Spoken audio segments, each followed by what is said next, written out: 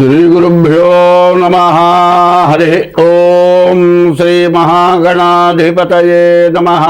श्री महासरस्वत्यै नमः।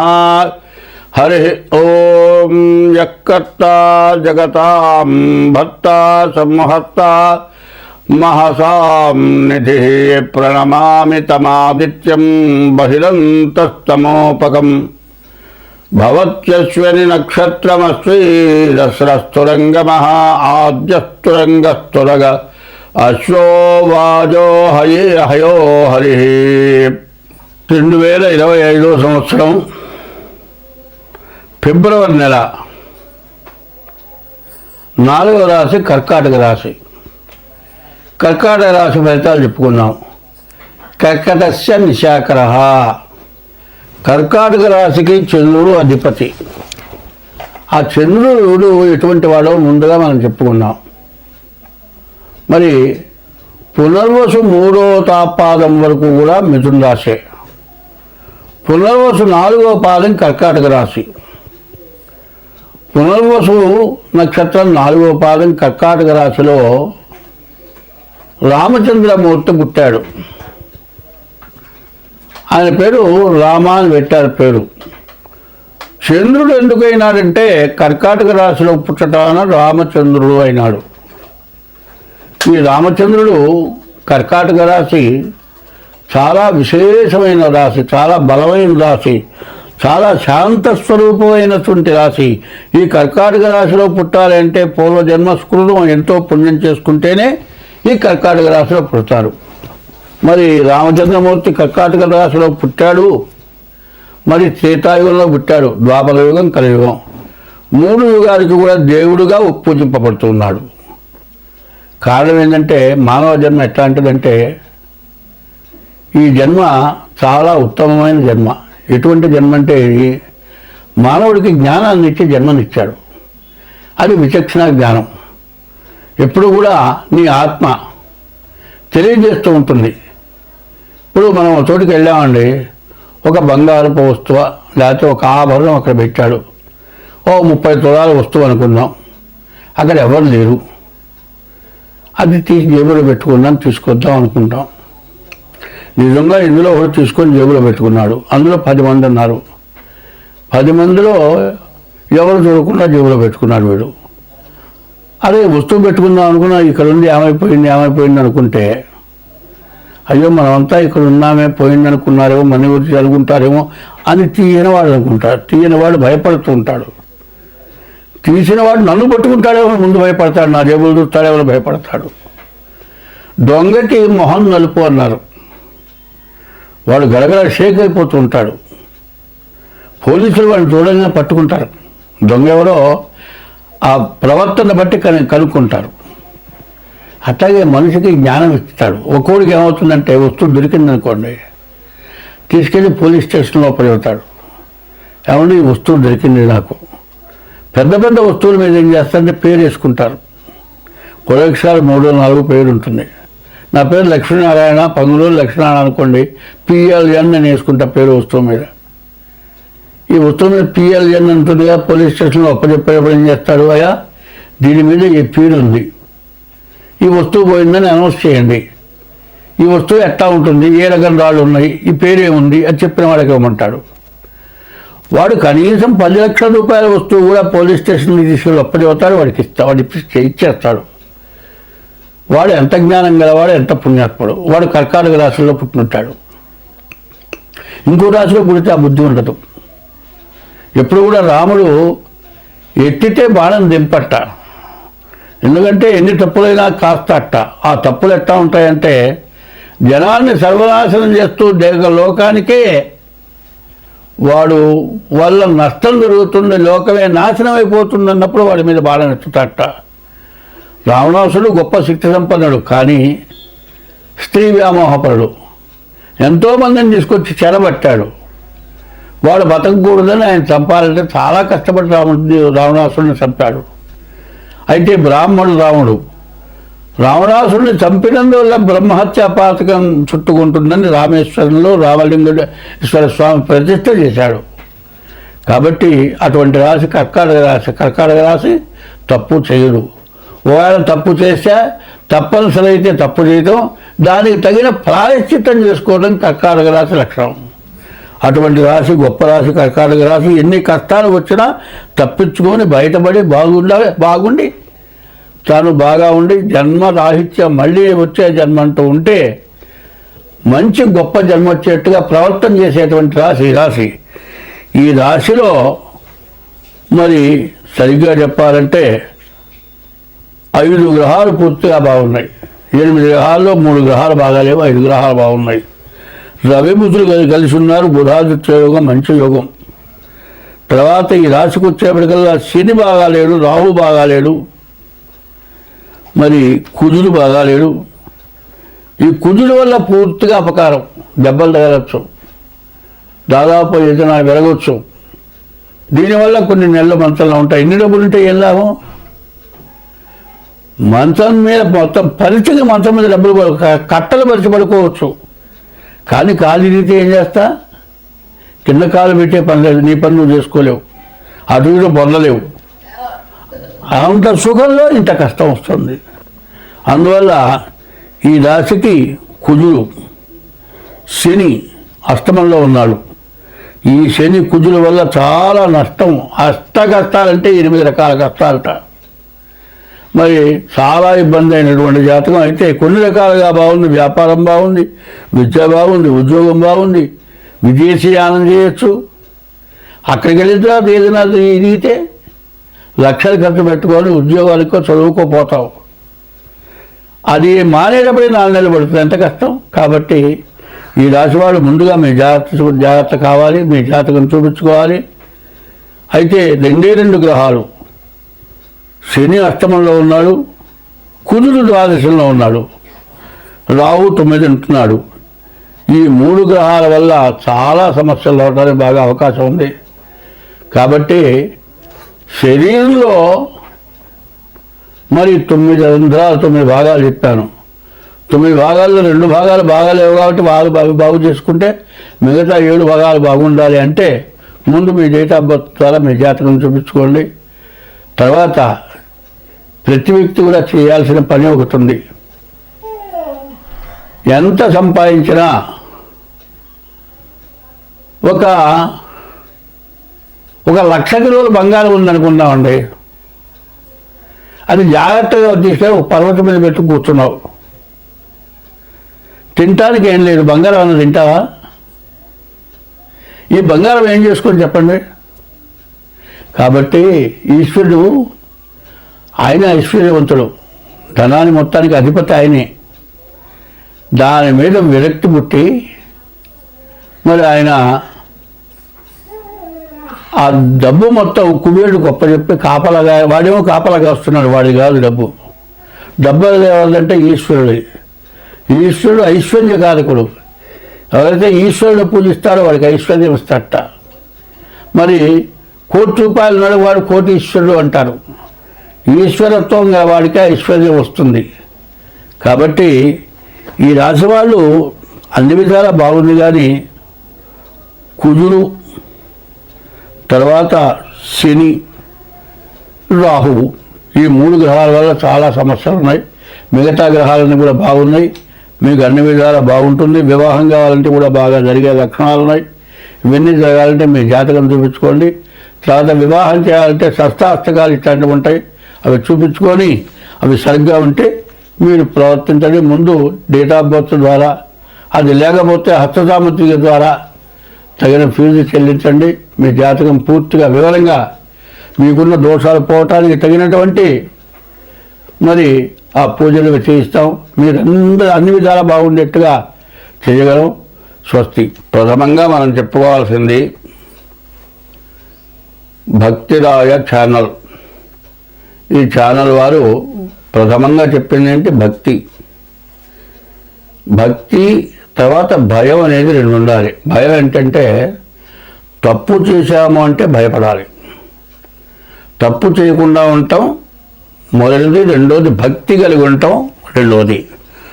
మొదటిది భయం కలిగి ఉండాలి. ఏదైనా చేస్తామో మనకేం జరుగుతుందో అనేటువంటి భయం ఉంటే దాని ద్వారా ఎప్పుడైనా పొరపాటు జరిగితే, తప్పు జరిగితే భగవంతుడు అనేవాడు ఉన్నాడు, వాడు శిక్షిస్తాడు కాబట్టి భక్తి కలిగి ఉంటాం. ఇది ప్రథమంగా భక్తి రాయ ఛానల్ యొక్క స్వభావం ఇది. అయితే ఎవరి యందు భక్తి కలిగి మనం ఉండాలి. ఇందాక శ్లోకం చెప్తా, యఃకర్త జగతాం భర్త సంహర్త మహసాం నిధి ప్రణమామి తమాదిత్యం బహిరంతస్తమోపహం. యఃకర్త, ఎవరు కర్త? అందరికీ కర్త. భార్యకి భర్త కర్త, భర్తకి యజమాని కర్త, యజమానికి భర్త లోబడతాడు, భర్తకి భార్య లోబడుతుంది. ఒకళ్ళ యందు ఒకళ్ళు కృతజ్ఞతాభావంతో ఉంటేనే జీవనం జరుగుతుంది. వీళ్ళందరికీ యఃకర్త, ఎవరా కర్త? భగవంతుడు అనేవాడు ఒకడు ఉన్నాడు కర్త. జగతాం భర్త, యఃకర్త జగతాం భర్త, జగత్తు మొత్తానికి భర్త, భరాయించేటువంటి వాడు ఒకడు ఉన్నాడు. యఃకర్త జగతాం భర్త, సంహర్త, అందరినీ సంరక్షిస్తున్నాడు. సంహర్త మహసాం నిధి, మొత్తం ప్రపంచం భూమి ఆకాశము రెండింటి యందు 84 లక్షల జీవరాశులు ఆకాశంలో తిరిగేవి 21 లక్షలు, భూమి పైన తిరిగేవి 21 లక్షలు, భూమి లోపల తిరిగేవి 21 లక్షలు, నీటిలో తిరిగేవి 21 లక్షలు, మొత్తం కలిపి 84 లక్షల జీవరాశుల్ని సంరక్షించేటువంటి భగవానుడి వలయ అంటే సంహర్త, అందరినీ సంరక్షిస్తున్నాడు. మహసాన్నిధి, ఇంతమందిని రక్షించడానికి పోషించడానికి యజమాని అయినటువంటి వాడి దగ్గర తగినంత ధనం ఎట్లా ఉండాలో అదే విధంగా 84 లక్షల జీవరాశుల్ని సంరక్షించడానికి తగినటువంటి శక్తి, ధర్మం, భక్తి అన్నీ కలిగినటువంటి వాడు ఒకడున్నాడు. ఆయన ఎవరంటే ఆదిత్యోర్కో రవిర్భాను భాస్కరశ్చ దివాకర మార్తాండ స్మితాహేస్తీక్షణాంశన్ బిహలో రవి. సూర్యుడనేవాడు ఒకడున్నాడు, ఆయన 12 పేర్లు కలిగి ఉన్నాడు. ఆదిత్య, అర్క, రవి, భాను, భాస్కర, దివాకర, మార్తాండ, సవిత, హేళి, తీక్షణాంశో, మిహిర, రవి రవి అని 12 పేర్లు గలటువంటి వాడు సూర్య భగవానుడు. ఎవరయ్యా అంటే సమస్త జీవరాశులకి, సమస్త దేశాలకి, 84 లక్షల జీవరాశులకి, ప్రపంచం మొత్తానికి అన్ని చోట్ల కనపడేటువంటి, అన్ని మతాలకి కనపడేటువంటి భగవానుడు ఒక్కడే సూర్య భగవానుడు. ఆ సూర్య భగవానుడి వల్ల ఆయనే భగవంతుడిగా సూర్యోదయ అస్తమయాల వల్ల ఒక పండగకి ఆ సూర్యుడు చూసే పండుగ చేస్తూ ఉన్నాం. నిన్న జరిగినటువంటి పండుగ సూర్యుడు మకర నుంచి సంక్రమణం వచ్చినటువంటి రోజున పండుగ చేశాం. అటువంటి సూర్య భగవానుడే అందరికీ కనబడేటువంటి భగవంతుడు, ప్రతినిత్యం మనకు దర్శనమిచ్చేటువంటి భగవంతుడు. అటువంటి భగవంతుడు ఒక్క సెకండు భూమి మీద పడకపోయినట్లయితే మన యొక్క జీవరాశులు ఏమైపోతాయి? సర్వం వినాశనమైపోతాయి. రకరకాల వ్యాధులు పడతాయి, రకరకాల జీవరాశులు ఉద్భవిస్తాయి. ఆ జీవరాశుల వల్ల మరణాలు సంభవిస్తాయి. కాబట్టి అటువంటి భగవంతుడిని మనం ప్రార్థించాము.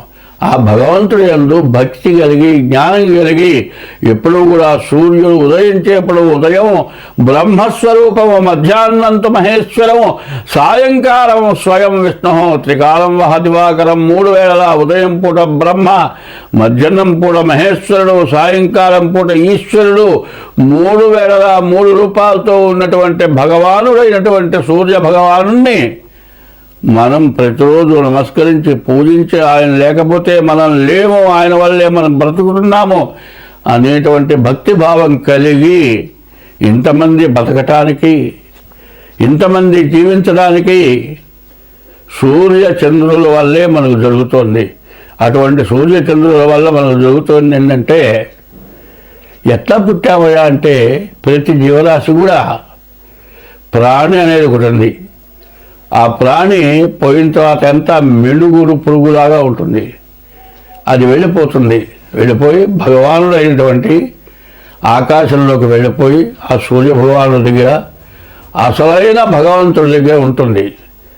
అది దాని టైం అయిపోయిన తర్వాత వర్షం కురిసేటప్పుడు నీటిలో కలిసి ఆ ప్రాణి వస్తుంది. ఆ ప్రాణి నీటిలో కలిసి భూమి మీద పడుతుంది. ఆ భూమిలోకి వచ్చేప్పటికి ఆ నీళ్లలో నుంచి భూమి యందు పుడుతుంది. భూమి యందు పుట్టినటువంటి నీటితో కలిసినటువంటి ప్రాణాన్ని, నీళ్లు లేకపోతే బ్రతకలేం కాబట్టి ఆ నీళ్లు ఎవరైతే తాగుతారో వారి యందు గర్భధారణ జరిగి జన్మనిస్తున్నారు. చెట్లు కావచ్చు, పక్షులు కావచ్చు, మనుషులు కావచ్చు, రకరకాల జీవరాశులంతా కూడా ఈ ప్రాణి వల్ల ఉద్భవిస్తున్నాయి. ఈ ప్రాణి ఉద్భవించడానికి భూమి తల్లి, అందరినీ మించిన తల్లి భూమి, అందరికీ తండ్రి సూర్య భగవానుడు. ఈ తల్లిదండ్రులు మానవులకి జన్మనిచ్చింది తల్లి. అట్లాగే ఈ మానవులందరికీ జన్మనిచ్చిన తల్లి భూమి. అందరినీ పోషిస్తున్నవాడు భర్త, అనగా పోషణకర్త సూర్య భగవానుడు. అటువంటి భూమి అయినటువంటి తల్లికి అందరినీ సంరక్షించేటువంటి సూర్య భగవానుడు ఎటువంటి వాడు? ఒక సూర్యుండు సమస్త జీవులకు తానొక్కొక్కడై తోచుపోలికయే దేముడు సర్వకాలము మహాలీలం నిజోత్పన్న జన్యకదంబంబుద హృత్సరోహుడు హమలన్ నానా విధానమున రూపకుడై ఒప్పుతుండు అట్టి హరినే ప్రార్థింతు సిద్ధుండనే అని భాగవతంలో ఈ పద్యం చెప్పబడింది. ఒక సూర్యుండు సమస్త జీవులకు తానొక్కొక్కడై తోచుపోలిక ఏ దేముడు సర్వకాలము మహాలీలన్ జగత్పన్న నిజోత్పన్న. ఇటువంటి భగవంతుడు ఎవరైతే ఉన్నారో ఆ భగవంతుడికి నమస్కారం చేస్తున్నాను అని పోతన గారు చెప్పినటువంటి పద్యం ఇది. అట్లాగే ఈ సూర్యుడిని మనం ప్రార్థించాలి. ప్రతిరోజు కూడా సూర్యోదయానికి ముందు లేచి బ్రహ్మ ముహూర్తంలో సూర్య భగవాన్ని ప్రార్థించడం. ఇప్పుడు ఈ భక్తిరాయ టీవీ పెట్టినటువంటి దాని గురించి ఇది ప్రత్యేకతగా. భక్తి అనేది ప్రధానం. భక్తికి మూలం ఏమిటాయంటే సాధన. సాధన ఏమిటాయంటే మన జన్మలో ఎప్పుడు ఎటువంటి పొరపాటు జరగకుండా ఉండటమే సాధన. ఆ సాధన ద్వారా భక్తి కలిగితే జీవుడు మళ్ళీ పునర్జన్మ అంటూ ఉంటుంది కాబట్టి ఉత్తమమైన జన్మ కలిగి మానవుడు బతుకుతాడు. కాబట్టి ఇది భక్తి ఛానల్లో భక్తికి ప్రధానమైన విషయం తండ్రి సూర్యుడు, తల్లి భూదేవత. వీళ్ళిద్దరినీ మనం ముందు ప్రార్థించాము. ఈ సూర్య భగవానుడే 12 రాసుల యందు ఉంటున్నాడు. ఈ 12 రాసులకి 27 నక్షత్రాలు, 27 నక్షత్రాలకి 4 పాదాలు చొప్పున 108 పాదాలు. 108 పాదాలని 12 చేత భాగిస్తే 9 చేత భాగిస్తే 12 రాసులు వస్తున్నాయి. సరిగ్గా చెప్పాలంటే మేషం దగ్గర నుంచి మీనం వరకు రాసులు చెబుతున్నాము. అట్లాంటి ప్రతి రాశికి కూడా సూర్య భగవానుడే ఉన్నాడు అని ఈ 12 రాసులకి సూర్య భగవానుల యొక్క పేర్లు 12 పేర్లు ఉన్నాయి. కాబట్టి అటువంటి సూర్య భగవాన్ని ప్రార్థించి మనం చేసినటువంటి తప్పు వల్ల జరిగేటువంటి దోషాలని మనం అనుభవిస్తాం. కాబట్టి భక్తి శ్రద్ధలు కలిగి అందరూ కూడా జీవించడం. మార్చి 29 నుండి 6 గ్రహాలు ఒక రాశిలోకి వస్తున్నాయి, మీనంలోకి వస్తున్నాయి. 2 సంవత్సరాల 6 మాసాలు మార్చి 30కి శని కుంభరాశిలో నుంచి మారి మీనరాశిలోకి వస్తున్నాడు. సంవత్సరం 10 నెలలకు రాహువు మీనరాశి నుంచి కుంభరాశికి వస్తున్నాడు. కానీ ఈ గ్రహాలు 6 గ్రహాలు ఒక చోట చేరినాయి. 6 గ్రహాలు ఎట్లా చేరినాయి, ఎందుకు చేరినాయి, ఏమిటి కారణం, దీనివల్ల వచ్చే కష్టమా, నష్టమా, సుఖమా, దుఃఖమా అనేది ఆలోచించుకోవాలి. ఇంతకుముందు 60 సంవత్సరాలకి పూర్వంలో అష్టగ్రహ కూటమి అనేది వచ్చింది. ఈ అష్టగ్రహ కూటమి వచ్చినప్పుడు కొంతమంది మానవులు నడుస్తూ పడిపోయి పురాణాలు జరిగారు. మంచం మీద పడుకున్న వాళ్ళు పడుకున్నట్లే ప్రాణాలు పోయినాయి.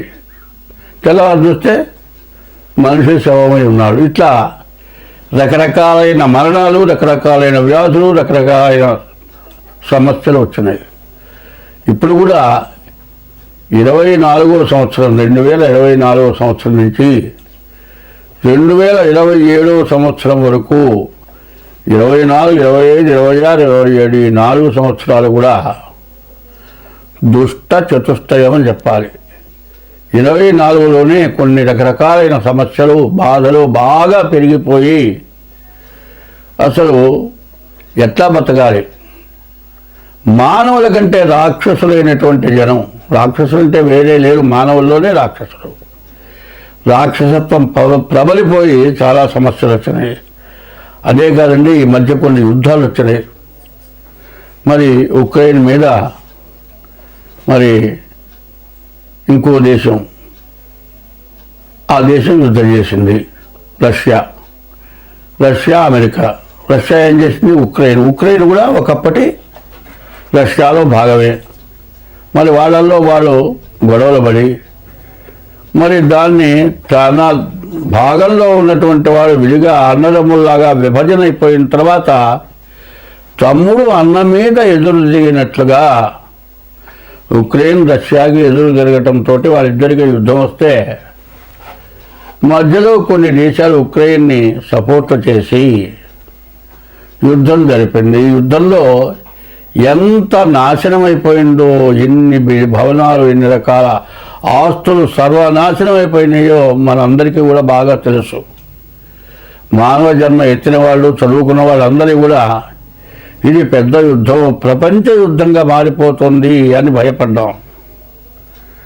అటువంటి యుద్ధం మారింది అంటే కారణం ఏంటంటే గ్రహాల యొక్క సమస్య. 24లో ఈ విధంగా మనకు జరిగింది.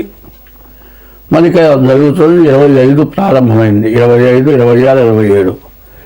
ఇప్పుడు ఒక్కొక్క రాశికి ఒక్కొక్క రకంగా ఉన్నది అని చెప్పటం కాదు ఇక్కడ కావాల్సింది, అందరికీ ఉన్నది. ఎట్లా ఉన్నది అంటే ఒక ఇంట్లో ఒక వ్యక్తికి ఒక గ్రహం బాగాలేదనుకోండి, దానివల్ల ఒక వ్యాధి వచ్చింది. ఆ వ్యాధి నిర్మూలన చేయాలి అంటే ఇంట్లో ధనం ఖర్చు పెట్టాలి, అందరూ కూడా దానికి త్యాగం చేయాలి. అట్లా చేస్తేనే ఆ ఇంట్లో వాళ్ళకి ఆ వ్యాధి తగ్గటానికి వీలవుతుంది. ఇది ఒక ఇంటికి ఒక కుటుంబానికి వచ్చిన వ్యాధి కాదు, ప్రపంచానికి వచ్చిన వ్యాధి. ఈ షష్టగ్రహ కూటం ప్రపంచానికి వచ్చిన వ్యాధి. ఎందుకంటే నేను చాలామంది ఫలానా రాశి వరకు ఇబ్బంది, ఫలానా రాశి బాగా బాగుంది, ఫలానా రాశి వల్ల బాగా సంపాదించుకుంటారు, ఇటువంటి మాటలు కాదు చెప్పాల్సింది. ఎప్పుడు కూడా మంచి చెప్పాల్సిన అవసరం లేదు. నువ్వు కోటీశ్వరుడు అవుతారా అని చెబితే కాదయ్యా, నువ్వు పుట్టినప్పటి నుంచి కోటీశ్వరుడివి అంటే నువ్వు నా జాతకం చెప్పేది ఏందా, నాకు కోట్లున్నా నువ్వు చెప్పేది ఏందని అడుగుతాడు. అది కాదు కావాల్సింది. నీకు కోట్లు ఉన్నా కూడా మధ్యలో నష్టం వచ్చేసేసి 60 సంవత్సరాలు సంపాదించిన మొత్తం సర్వం పోయి కేరా ప్లాట్ఫారం అయిపోయే పరిస్థితి వచ్చినప్పుడు దాన్ని గుర్తు చేయటం ధర్మం. అట్లాగే ఇప్పుడు 2025 నుంచి 27 లోపల గ్రహాల వల్ల రకరకాల సమస్యలు వస్తున్నాయి. ఇప్పుడు మనం ఆనందంగా ఉన్నామనేది కాదు, అందరం బాగుండాలి. ఇప్పుడు సమస్యలు ఏమిటంటే మన మతం హిందూ మతం. హిందూ మతం అనేది ఎటువంటిదంటే ప్రపంచ దేశాల్లో కూడా పూజింపబడుతున్న మతం హిందూ మతం. హిందూ మతం ఎటువంటిది? అనాది మతం. అనాది మతం అంటే ఎవరు పుట్టించింది కాదు, మొదటి నుంచి ఉన్నటువంటి మతం. ఇందులో న్యాయశాస్త్రం ఏం చేస్తున్నారు? ధర్మశాస్త్రంలో కొంత భాగాన్నే న్యాయశాస్త్రం తీసుకొని కోర్టులో డిక్లేర్ చేస్తున్నారు. ఈ 6 గ్రహాలు ఒకచోటి చేరినాయి. ఇప్పుడు 60 ఏళ్ల క్రితం అష్టగ్రహం 8 గ్రహాలు ఒక చోట చేరినాయి. ఈ గ్రహాల వల్ల వచ్చినటువంటి సమస్య ఏమిటి? ప్రతి వాళ్ళు రకరకాలుగా చెబుతూ ఉన్నారు. ఇది కాదు మనకు కావాల్సింది. మెయిన్ అసలు ఏమిటి? ఆ మెయిన్ ఎట్లా ఉంటుంది? మెయిన్ అనేది మొదటిది అనేది ఎట్లా ఉంటుంది? ఏమంటే శరీరం ఉంది కదా, శరీరానికి 8 రంధ్రాలు ఇచ్చారండి. ఆ 8 రంధ్రాలు ఏంటి? చెవులు 2, కళ్ళు 2, 4, ముక్కులు 2, 6, నోరు 1, 7. 9 రంధ్రాలు ఎక్కడున్నాయి? ఈ మెడకాయ దగ్గర నుంచి పైన 7 రంధ్రాలు ఉన్నాయి. మిగతా 2 రంధ్రాలు 1, 2 మొత్తం కలిపి 9 రంధ్రాలు అయినాయి. ఈ 9 రంధ్రాలు 9 గ్రహాలు అయినాయండి. ఈ 9 గ్రహాలు కాదు, 9 రకరకాల ధాన్యాలు ఉన్నాయండి. ఈ 9 సంఖ్య ఎన్ని రకాలుగా ఉందో చూడండి. మరి చిరుధాన్యాలు అంటున్నారు ఇవాళ ప్రతి వాళ్ళు చిరుధాన్యాలు తినగా 9 రకాల ధాన్యాలు తినమంటున్నారు. అట్లాగే 9 రంధ్రాలు, 9 గ్రహాలు, ఇవన్నీ కూడా ఏం చేస్తున్నాయి అనేది మనకు కావాలి మెయిన్గా. అయితే ఎవడికో వస్తుందనే మాటకి నేను అడుగుతున్నాను. ఎవడికో కాదు, నీకే రావచ్చు. కన్ను ఉందండి, కన్ను ఒక గ్రహం రక్షణ చేస్తుంది, ఒక గ్రహం చెవుల్ని రక్షణ చేస్తుంది, ఒక గ్రహం నోరుని రక్షణ చేస్తుంది, ఒక గ్రహం ముక్కుని రక్షణ చేస్తుంది, ఒక గ్రహం కాళ్ళు చేతులు వీటిని రక్షణ చేస్తుంది. దీంట్లో ఏది రక్షణ చేయకపోయినా ఎవరికి ఇబ్బంది? నీకేగా ఇబ్బంది. అట్లాగే కుటుంబ వ్యవస్థలో ఎవరో ఒకళ్ళకి ఇట్లా ఇబ్బంది కలిగితే ఏమవుతుంది? అందరికీ బాధే. సరే, కుటుంబంలో ఒక వ్యక్తికి ఒక ఇబ్బంది కలిగితే కుటుంబంలో వ్యక్తులందరికీ ఇబ్బంది కదా అనుకుంటే, ఒక దేశానికే ఇబ్బంది కలిగితే దేశంలో ప్రజలందరికీ కూడా ఇబ్బంది కలుగుతుంది. రాజపాపం పురోహిత, రాజు చేసినటువంటి పాపాన్ని పురోహితులు అనుభవించాలి, పురోహితుడు చేసిన పాపాన్ని ప్రజలు అనుభవించాలి. ఈ అనుభవం లేకుండా పోవాలంటే దైవభక్తి కావాలి. ఈ దైవభక్తి అనేది ప్రధానంగా ఉండాలి. ఏమండి, జ్యోతిష్యం చెబుతున్నారు, జ్యోతిష్యంలో మాకు జరగట్లేదు, మాకేమీ లేదు, అంతా జ్యోతిష్యం ఏం చెబుతున్నారు, తరాలు చెబుతున్నారు, ఏది చెప్పినా ఏది చేసినా మాకు బాధలు పోవటం లేదు అనేవాళ్ళు చాలామంది ఉన్నారు. ఎందుకు పోవటం లేదు? మనం జ్యోతిష్యం ప్రకారం పూజ చేసాము, పూజ చేస్తే ఎందుకు పోలేదు అనేది కాకుండా పూజల వల్లే పోవటం లేదా, ఇంకే దీనివల్ల పోవటం లేదు మనకి ఈ బాధలు అనేది మనం మెయిన్గా ఆలోచించుకోవాలి. ఎట్లాగూ ఎప్పుడు కూడా స్త్రీని తల్లి, భూమి తల్లి, అమ్మవారు తల్లి, అట్లాగే ఇంట్లో గృహిణి తల్లి. ఆడమనిషిగా ఏం చెప్పారు? 4 రకాల స్త్రీలు ఉన్నారు. మరి ఈ 4 రకాల స్త్రీలలో మంచి జాతి స్త్రీలు ఉన్నారు, రకరకాలు ఉన్నారు. వాళ్ళ వల్లే ఈ లోకం దేశం బాగుపడుతోంది. అందువల్ల భార్యని పెళ్లి చేసుకున్న తర్వాత వాడు ఇంట్లోనే భార్యని అట్టు పెడుతున్నాడు. భార్య ఇంటి బాధ్యతలను తీసుకుంటోంది, ఎవరిని ఎట్టా చూడాలో అట్టగా చూస్తోంది. ఆమె ఎట్లా ఉంటుంది? కార్యేషు దాసి, చేసే పనులలో దాసిగా పనిచేస్తుంది. కరణేషు మంత్రి, భర్తకి సలహా ఇవ్వటంలో మంచిగా ఉపయోగపడుతోంది. భోజ్యేషు మాత, భర్తకి భోజనం పెట్టేప్పుడు తల్లిలాగా పెడుతోంది. శయనేషు రంభ, భర్తతో పడుకున్నప్పుడు రంభలాగా ఉంటుంది. షట్కర్మయుక్త, 6 కర్మలు చేస్తోంది. కులధర్మపత్ని అన్నారు. భర్త అంటే భరాయించేవాడు, భార్య అంటే భాగాన్ని పంచుకుండేది. ఈ 2 భూమి ఆకాశం. సూర్యుడు భూమి తల్లి, సూర్య భగవానుడు తండ్రి. వాళ్ళెట్టాగో మనం భూలోకంలో కూడా భార్య భర్త సూర్యుడు, భార్య భూమి. భూమి ఏం చేస్తుంది? భూమిలోంచి నీళ్ళు వస్తున్నాయి, నవధాన్యాలు పండుతున్నాయి, మరి సముద్రంలో ఉప్పు నీళ్ళు వస్తున్నాయి, మరి నదిలోనే మంచినీళ్ళు వస్తున్నాయి.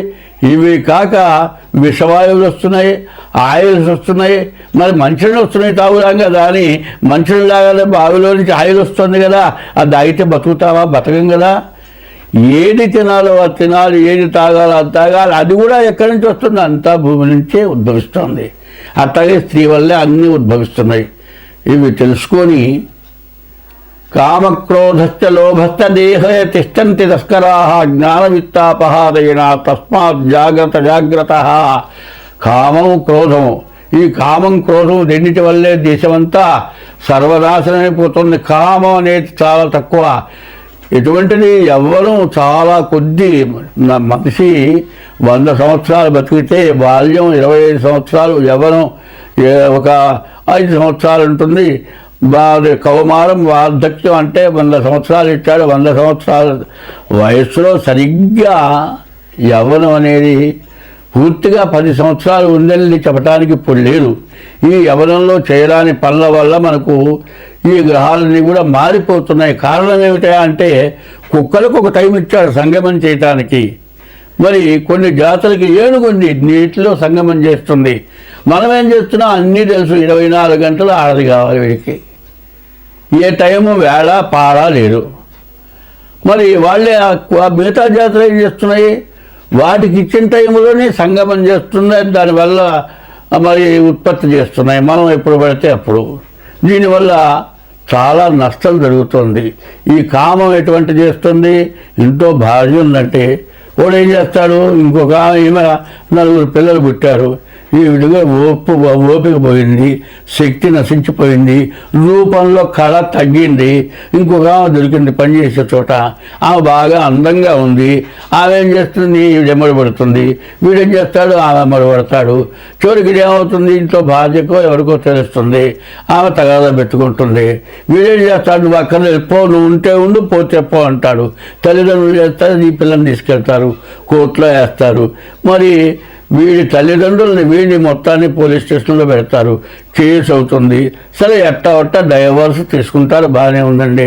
ఈ తల్లిదండ్రులు ఏం చేస్తారు? ఈ పిల్లలు, అమ్మా నువ్వు అన్యాయం అయిపోతున్నావు, నీవు భర్త లేడు కదా, మేము ఎన్నాళ్ళు నిన్ను పోషిస్తాం, నువ్వు ఇంకో పెళ్లి చేసుకోమని పెళ్లి చేస్తున్నారు. వాడు ఏం చేస్తున్నాడు? ఎవరినో దీన్ని పట్టుకున్నాడు, దాన్ని వాడు పెళ్లి చేసుకుంటున్నాడు. ఇద్దరు కలిసి నలుగురు పిల్లల్ని కన్నారు కదా.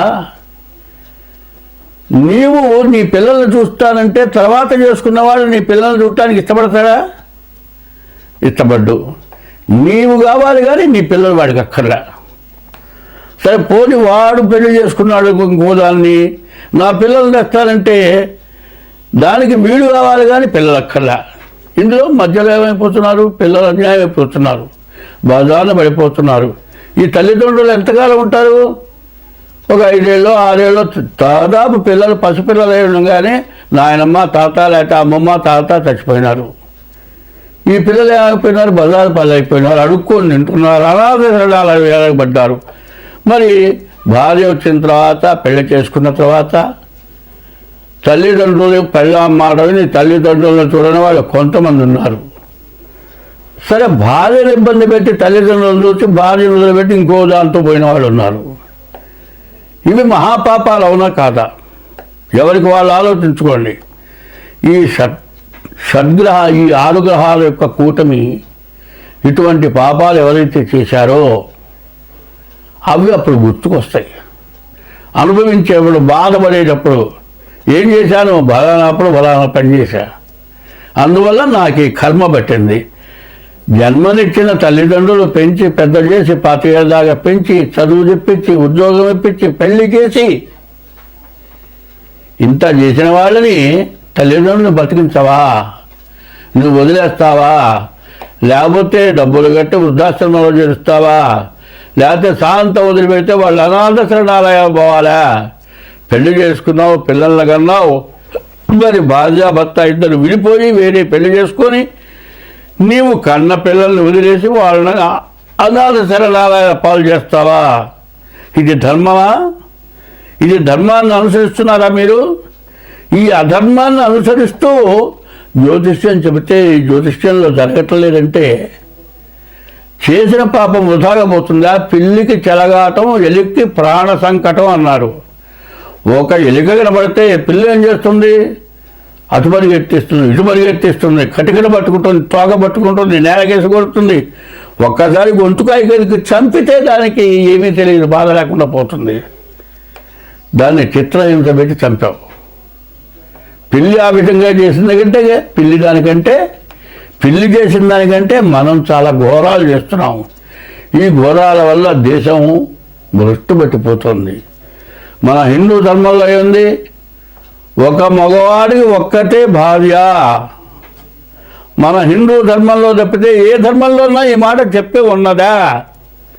ఇంకో ధర్మం మా ధర్మం గొప్పదని అంతం కాదు నేను చెప్పేది. హిందూ ధర్మంలో మొదటి నుంచే వస్తుంది, ఒక భర్తకి ఒకటే భార్య, ఒక భార్యకు ఒకటే భర్త, వీరిద్దరే జీవితం గడపాలి అని. దాదాపు ఇప్పటికైనా 150 మంది అదే ధర్మంలో ఉన్నారు, ధర్మాన్ని తప్పుతున్నారు. తర్వాత ఏం చేస్తున్నారు? ఇట్లా వెలబడిపోయి సహజీవనం అంటున్నారు. ఇవన్నీ కూడా ఎందుకు జరుగుతున్నాయి? ఇట్లాంటి గ్రహకూటాలు ఎందుకు వస్తున్నాయో ఆలోచించండి. ఇప్పుడు చాలామంది ఏం చేస్తున్నారు? ఈ రాశి వాళ్ళు నిన్నదాకా కుంభరాశి బాగాలేదు, కుంభరాశి నుంచి శని మీన రాశికి వచ్చాడు బాగుంటుందని చెప్పేవాళ్ళు కుంభరాశిలో ఉన్నటువంటి మీనరాశిలో ఉన్నటువంటి రాహువు కుంభరాశికి వస్తున్నాడు. మళ్ళీ కుంభరాశికి చెడు ప్రారంభమైందా? ఇట్లా గ్రహాల మార్పు వల్ల అందరికీ సమస్యలు రావటానికి బాగా సిద్ధంగా ఉన్నాయి. ఈ సిద్ధంగా ఉన్నటువంటి సమయాల్లో ఎవరు చేసిన తప్పు వాడు దిద్దుకోవాలి. ఈ దిద్దుకోవటం అనేది చాలా అవసరం.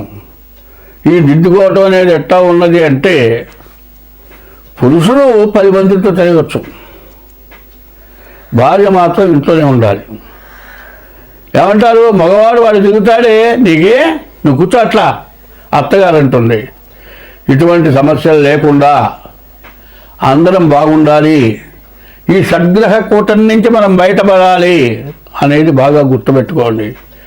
ఇటువంటి పొరపాట్లు ఉన్నప్పుడు దానికి తగినటువంటి దోషం ఏంటో ముందు జాతకం చూపించుకోండి. జాతక రీత్యా ఇది గోచారం. ఇప్పుడు చెప్పేదంతా గోచారమే. గోచారం అంటే ఎట్లా ఉంటుంది? నీవు పుట్టినరోజు జన్మ నక్షత్రాన్ని బట్టేదే గోచారం.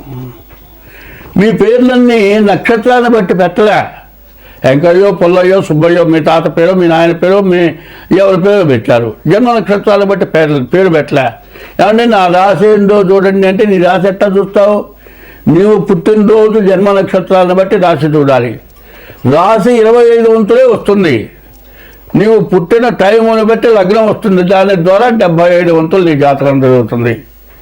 ఈ రెండు జరగాలంటే ముందు నువ్వు పుట్టిన తారీఖు, నెల, సంవత్సరం, టైము కావాలి. దీన్ని బట్టి నీ జాతకం చూడాలి. ఒక్క గోచార రీత్యా మీ జీవితం మొత్తం జరుగుతుందని చెప్పడానికి ఎక్కడా అవకాశం లేదు. కాబట్టి ఇప్పుడు ఈ అష్టగ్రహ కూటంలో మీకుండేటువంటి సమస్యలు, మీకుండేటువంటి బాధలు పోవాలి అంటే ముందు డేట్ ఆఫ్ బర్త్ ద్వారా మీ జాతకం చూపించుకోవాలి. ఏమంటే మా పెద్దవాళ్ళు డేట్ ఆఫ్ బర్త్ రాయలేదు, మాకు సరిగ్గా జాతకం తెలియదు, ఎట్లా చెబుతారు మా జాతకం అంటే, డేట్ ఆఫ్ బర్త్ ఉండి కూడా టైం తేడా వస్తే కూడా లగ్నం మారిపోతుంది. కాబట్టి హస్త సాముద్రిక ద్వారా రెండోది. ఈ 2 రకాల్లో నేను చూస్తా జాతకం. ఇప్పుడు మీ డేట్ ఆఫ్ బర్త్ ఉంటే డేట్ ఆఫ్ బర్త్ పంపించండి. డేట్ ఆఫ్ బర్త్ లేకపోతే హస్త సాముద్రిక ద్వారా దీనికి తగినటువంటి ఫీజు కట్టాలి. ఆ ఫీజు ప్రకారం మీ జాతకం చెప్పడం జరుగుతుంది. వచ్చేది క్రిటికల్. ఎందుకంటే షష్టగ్రహ కూటం చాలా ఇబ్బందికరమైంది. ఒక పెద్ద అగాధంలోకి దిగబోతున్నాం. అగాధంలో దిగక మనకు పైన ఉండగానే మన జాగ్రత్త మనకు కావాలి. అగాధంలో దిగిన తర్వాత ఏమి చేయగలిగింది లేదు. అగాధంలో దిగిన తర్వాత ఏమయ్యా అని ఎవరన్నా నాబోట్టని అడిగారనుకో, నేను చెయ్యించి పైకి రారా అంటే వాడేం చేస్తాడో చెయ్యి పట్టుకొని నన్ను కూడా అగాధంలోకి లాగి కింద పడేసి, ఏమిరా నేను కింద ఉండేవాడు, నువ్వు పైన ఉండేవాడివా, నువ్వు కూడా కింద పడ్డావుగా, చూసుకొని ఈ సంగతి ఏందో చూసుకో అంటాడు. అది కాదు మనకు కావాల్సింది. అగాధంలో పడక మునుపు జాగ్రత్త పడాలి. అగాధంలో పడ్డ తర్వాత జాగ్రత్త కాదు మనకు కావాల్సింది.